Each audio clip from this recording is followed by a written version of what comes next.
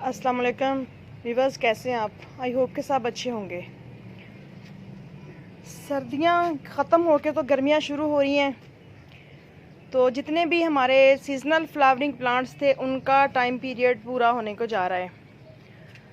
तो अब गर्मियों के बहुत से फ्लावर्स ऐसे हैं जो कि हमें ग्रो करना है। तो बहुत से प्लांट्स तो खुद ब खुद निकल आते हैं, बट कुछ प्लांट्स हमें ग्रो करना पड़ते हैं। तो ये देखें, तकरीबन शाम 6 बजे का टाइम है और मिराबिलिस जलापा के प्लांट्स जो हैं माशाल्लाह इस तरह से ब्लूमिंग कर रहे हैं और बहुत ही खूबसूरत नज़र आ रहे हैं। तो ये भी एक यूँ समझ लें कि सर्दियों गर्मियों का प्लांट है। एक दफ़ा ख़त्म होते हैं तो साथ ही दूसरे मौसम के लिए ये प्लांट्स तैयार हो जाते हैं। तो ऐसे ही विंका हो गया, ये भी समर सीज़न का ही प्लांट है और बहुत अच्छा ग्रो करता है और बहुत सी फ्लावरिंग देता है हमें। तकरीबन पूरा साल ही कह लें, जस्ट 1 जनवरी और दिसंबर जनवरी छोड़ के। तो ऐसे ही और बहुत से प्लांट्स ऐसे हैं जो हमें लगाने हैं अब नेक्स्ट टाइम में फ्लावर्स देखने के लिए। तो इन्हीं प्लांट्स में से एक प्लांट ऐसा है जो कि आज हमारा टॉपिक है और इसी पे हम बात करेंगे। तो वो है ग्लाडिया का प्लांट। ग्लाडिया की सीडिंग की थी मैंने, तो आज मैं आपके साथ ग्लाडिया पे ही बात करूंगी कि ग्लाडिया को हम किस तरह से ग्रो कर सकते हैं। तो ये है जी ग्लाडिया की सीडलिंग। ये मैंने 15 मार्च के आगे पीछे सीडलिंग की थी, बट इस दफ़ा जैसा कि सभी बहन भाई जानते हैं कि मौसम कितना बेअतबार रहा है। वक्त बे वक्त बारिशों ने काफ़ी परेशान कर रखा है गार्डनिंग लवर्स को। तो जितनी भी मैंने सीडलिंग की थी फ्लावरिंग प्लांट्स की, वो काफ़ी डिस्टर्ब हुई है। तो इन्हीं में से एक ग्लाडिया भी है। ये मैंने ऑनलाइन सीड्स मंगवाए थे तो उन्हीं को ग्रो किया था, बट ये थोड़ी कोशिश करके ये इतने से प्लांट्स मेरे पास बच पाए हैं। तो आज मैं इनको ट्रांसप्लांट करने जा रही हूँ, जो कि आपके साथ शेयर करूँगी कि हम ग्लाडिया के सीडलिंग को किस तरह से ट्रांसप्लांट कर सकते हैं। तो ग्लाडिया की सीडलिंग को ट्रांसप्लांट करने के लिए ये मैंने 4 पॉट्स लिए हैं। इनमें मैंने किचन वेस्ट वाली कंपोस्ट और भल वाली मिट्टी और थोड़ा सा काउडंग मैन्योर शामिल किया है। तो इनको अब बड़े पॉट्स में 2 प्लांट्स और छोटे पॉट्स में 1-1 प्लांट करके ग्रो करते हैं। तो चलिए निकालते हैं सीडलिंग को। सीडलिंग को आपने किसी भी टूल की मदद से, नाइफ़ ले लें या आप खुरपी ले लें, तो उसको इस तरह से हमने निकाल लेना है और दूसरे पॉट में होल बना के इस तरह से बहुत इजीली ये सब हो जाता है। अगर आपको गार्डनिंग का शौक़ है तो फिर कुछ भी बुरा नहीं लगता, ना मिट्टी में हाथ डालना और ना ही कंपोस्ट वगैरह बना के प्लांट्स को देना बुरा लगता है। जब हमें फ्लावर्स से प्यार हो तो ये सब हम बहुत ही इजीली कर लेते हैं। तो इस तरह से ये 2 प्लांट मैंने एक पॉट में लगा दिए हैं। इसके बाद हम निकालेंगे एक-एक करके प्लांट्स को और इस तरह से दूसरे पॉट में रख के तो बहुत ही इजी तरीके से हम इनको ट्रांसप्लांट कर लेंगे।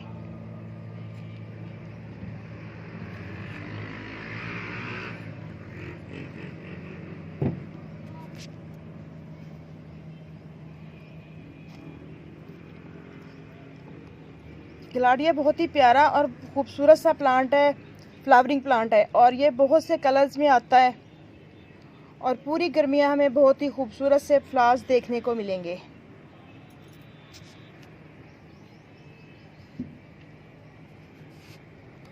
मैं तमाम प्लांट्स को निकालूं फिर शेयर करती हूँ, इस तरह वीडियो बहुत ज़्यादा लंबा हो जाता है। कुछ इस तरह से मैंने तमाम प्लांट्स को सेपरेट कर लिया है।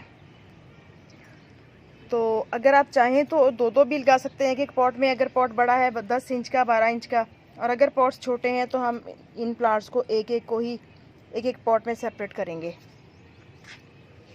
तो ये प्लांट्स लगाने के बाद स्पेस कुछ कम हो रही थी, प्लांट्स माशाल्लाह ज़्यादा थे, तो अब मैंने इस तरह से मज़ीद 3 पॉट्स को खाली किया है जिनमें विंटर सीज़न के कुछ प्लांट्स लगे हुए थे जिनका टाइम पीरियड पूरा हो चुका था।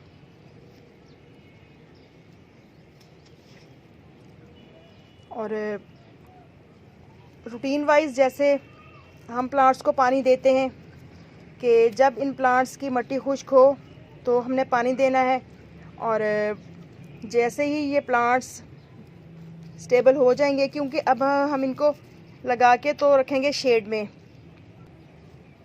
तो तकरीबन 4-5 दिन प्लांट्स को शेड में रखने के बाद जब देखेंगे कि प्लांट्स स्टेबल हो गए हैं, नई जगह पे बिल्कुल सेट हो गए हैं, तो उसके बाद हम इनको ऐसी जगह पे रखेंगे जहाँ पे सुबह की 3-4 घंटे की धूप आ सके, और उसके बाद प्लांट्स पे शेड आ जाए, क्योंकि गर्मी बहुत ज़्यादा है। तो बेशक प्लांट्स गर्मी के हैं, बट फिर भी एक लिमिट होती है प्लांट्स के जो टेम्परेचर है वो बेयर करने की। तो ऐसे ही सब प्लांट्स को सेट कर लेंगे हम जी। तो सारे के सारे प्लांट्स ट्रांसप्लांट हो चुके हैं, तो अब हम इनको डाल देंगे पानी। बेशक मिट्टी गीली है, बट फिर भी क्योंकि गर्मी ज़्यादा है तो हम इनको थोड़ा थोड़ा सा पानी डालेंगे तमाम प्लांट्स को। जिन पॉट्स में विंटर सीज़न के प्लांट्स लगे हुए थे उनको निकाल के मैंने खाली किया है कुछ को, क्योंकि उनमें मिट्टी अच्छी बनी हुई थी। तो अगर मिट्टी अच्छी बनी हुई है आपके पास तो ज़रूरी नहीं है कि आप हर दफ़ा प्लांटर की मिट्टी चेंज करें। तो 1-2 दिन ये थोड़े इस तरह से ढलके हुए रहेंगे, उसके बाद ये स्टेबल हो जाएंगे। तो बस बाकी केयर में इनका यही है कि इनको 4-5 दिन के लिए हमने शेड में रखना है। उसके लिए मैं जो जगह सिलेक्ट करूँगी वो इस तरह से नेट के नीचे है, इस साइड पे रख दूँगी प्लांट्स के साइड पे, तो उसके बाद फिर इस साइड पे रख लूँगी नेट के नीचे, जहाँ पे सुबह की 3-4 घंटे की धूप आती है, 10 बजे तक 10:30 बजे तक धूप आती है, उसके बाद यहाँ पे पूरी साइड पे शेड आ जाता है। तो फर्टिलाइज़र वगैरह चूँकि मिट्टी जो बनी हुई है जिसमें मैंने प्लांट्स को ट्रांसप्लांट किया है वो अच्छी बनी हुई है, तो इसके लिए हम प्लांट जब अच्छी तरह से ठीक हो जाएंगे 10-15 दिन के बाद, तो लिक्विड जो भी बनाएंगे तो हम इन प्लांट्स को देते रहेंगे इंशाल्लाह। तो क्योंकि गर्मी बहुत ज़्यादा हो गई है, और इसलिए हम कोई भी DAP या दूसरा कोई भी काउडंग मैन्यूर वगैरह हो गया गर्मी में नहीं दे सकते प्लांट्स को। लिक्विड फर्टिलाइज़र बेस्ट होता है इस कंडीशन में, तो लिक्विड ही हम डालेंगे। और पेस्ट वगैरह अगर कोई नज़र आए इन पे तो आप कोई भी स्प्रे कर सकते हैं, नीम ऑयल का स्प्रे कर दें या जो घर में हम बनाते हैं वो डाल दें, स्प्रे कर दें इन पे। अगर हम ऑर्गेनिक पेस्टिसाइड यूज़ करते हैं तो वो फिर हफ्ते में तकरीबन 3 दफ़ा यूज़ करना होता है, तो पेस्ट काफ़ी हद तक कंट्रोल हो जाते हैं। क्योंकि ज़्यादातर मेरे गार्डन में अगर मैं बात करूं तो मुझे मिली बग्स नज़र आती हैं, या छोटी छोटी जो स्पाइडर माइट्स होते हैं वो अटैक करते हैं, तो वो कवर हो जाते हैं। अदरवाइज़ अगर आप कोई केमिकल वाला यूज़ करना चाहें तो भी कोई प्रॉब्लम नहीं है, क्योंकि फ्लावरिंग प्लांट्स हैं, कोई वेजिटेबल्स या फ्रूट वाला प्लांट नहीं है, तो आप पेस्टिसाइड भी कोई सा यूज़ कर सकते हैं। तो जैसे ही मेरे प्लांट्स फ्लावरिंग पे आ जाएंगे तो इंशाल्लाह फिर इनकी केयर पे बात करेंगे और आपके साथ शेयर करूंगी ये खूबसूरत से फ्लावर्स वाला प्लांट। और गिलाडिया को हम सिर्फ सीड्स के ज़रिए ही ग्रो कर सकते हैं, और जैसे ही फिर फ्लावरिंग होगी, सीड्स बनेंगे, तो फिर मैं आपके साथ वो भी शेयर करूंगी। तो इस तरह आप भी बहुत ही इजीली तरीके से गिलाडिया के प्लांट्स को ट्रांसप्लांट कर सकते हैं सीडलिंग करने के बाद। तो ओके, इजाज़त दीजिए, इंशाल्लाह फिर मिलेंगे किसी नेक्स्ट वीडियो में नेक्स्ट टॉपिक के साथ। तो में याद रखिएगा और चैनल को सब्सक्राइब ज़रूर कीजिएगा ताकि मज़ीद आने वाली वीडियोज़ का नोटिफिकेशन फ़ौरन आप तक पहुँच सके। ओके, अल्लाह हाफिज़।